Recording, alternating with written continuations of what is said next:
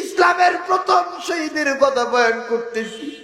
মা সুমাইয়া যখন এইভাবে বলে, আবু জাহেল কয়, বুঝতে পেরেছি সোজা আঙ্গুলে কি উঠবো না, আমি সুমাইয়ার ঈমান আনার মজা দেখে দেব।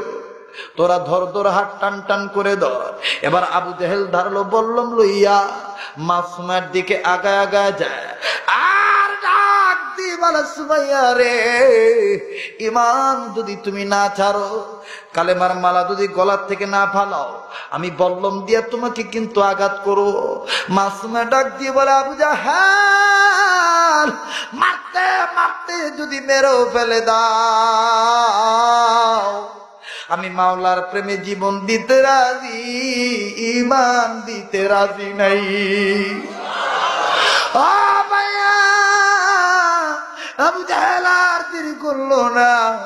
নিষ্ঠুর আবু জাহেল বল্লম টানিয়া যখন একেবারে নিকটবর্তী স্থানে এসে মা সুমাইয়া আকাশের দিকে তাকা ডাক দিয়ে কয়, আল্লাহ, আমার পক্ষে এই জায়গায় কেউ নেই। আল্লাহ গো, আমি সুমাইয়া তোমারে দাওয়াত দিলাম, তুমি আমার দেইখা যাও, আমার জন্য তুমি জাযা দান করে দাও। আল্লাহ গো, আমি তোমারে দাওয়াত দিলাম। এবার বন্ধুগণ, মা সুমাইয়া যখন এইভাবে দাওয়াত দিলেন, আবু জাহেল অগ্নিশর্মা হইয়া ওই ধারণা বলল, ডাইনে মারলো না, বামে মারলো না।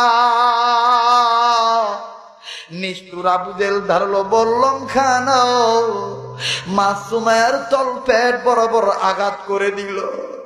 একটা আঘাত খাই মা সুমাইয়া জমিনে চিৎকার দিয়া পইরা যায়, রক্তে রঞ্জিত হইয়া যায়। মা সুমাইয়া যখন আবার উপর দুপুরি আর মারে আঘাত করে, সুমা ডাক দিয়ে কার, মাইরো না আবু জাহেল, আমার কলিজা।